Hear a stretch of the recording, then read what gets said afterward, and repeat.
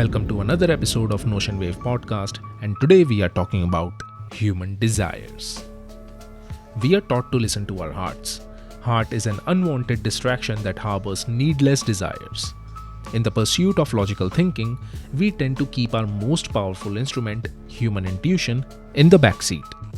Every guru offering you the manual to run your life will tell you to keep your desires in check and follow the path of natural order. Let's call it flow. They say man minus desire is equal to God.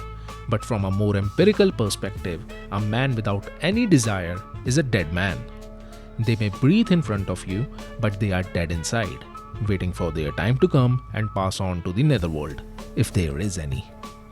It's a good practice to curb your desires, but to try and live without them, are you even living? Hard to convince. Let's take an anthropological perspective, shall we? An anthropological angle. Early humans who desired food, safety, status, or mates were more likely to survive and pass on their genes. Since these desires were linked to survival, they shaped how humans think. Planning for hunting, creating tools, forming alliances, all these form a set of wants which played a crucial part in our evolution, helping our imagination to co-evolve with our desires. Fast forward to today, our imagination has manifested itself in different shapes and forms. Civilization, culture, religion, philosophy, technology, pretty much as far as eyes could see, as far as dreams could reach. Everything has come from human desire. So why do we need to keep it in check? Enter the social dilemma. The more you want, the less you have. The less you have, the more you want. Alas, a vicious cycle. If you want everything, you might have everything. But in order to have everything, someone must not have anything at all. Welcome to the class struggle. Haves and have-nots. Every desire needs to go through a struggle before its manifestation. In a perfect world, everyone has everything. But we don't live in a perfect world. Remember the flow we talked about earlier? Think of it as an eternal river flowing towards infinite chaos.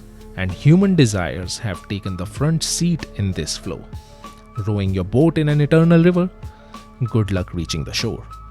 Hence, one has to drop the anchor so as to avoid this chaos. It could be discipline, balance, or just pure ethics, putting a pause to desires and not a stop. So where do we go from here?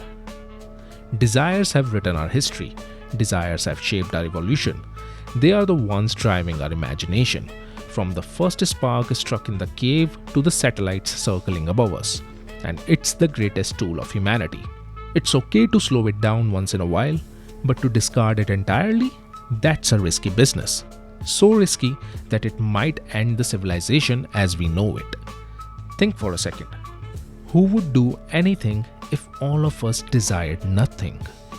An existence without excitement, a life without emotions, waiting for its inevitable extinction. A civilization without desires would collapse into stillness.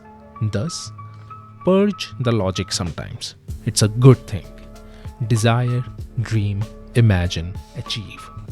For what we know, this is all we have which separates us from the dead and the living. And that's where I will leave you today. Thank you for tuning into Notion Wave podcast, and I have many exciting episodes coming for you in the future. So stay tuned.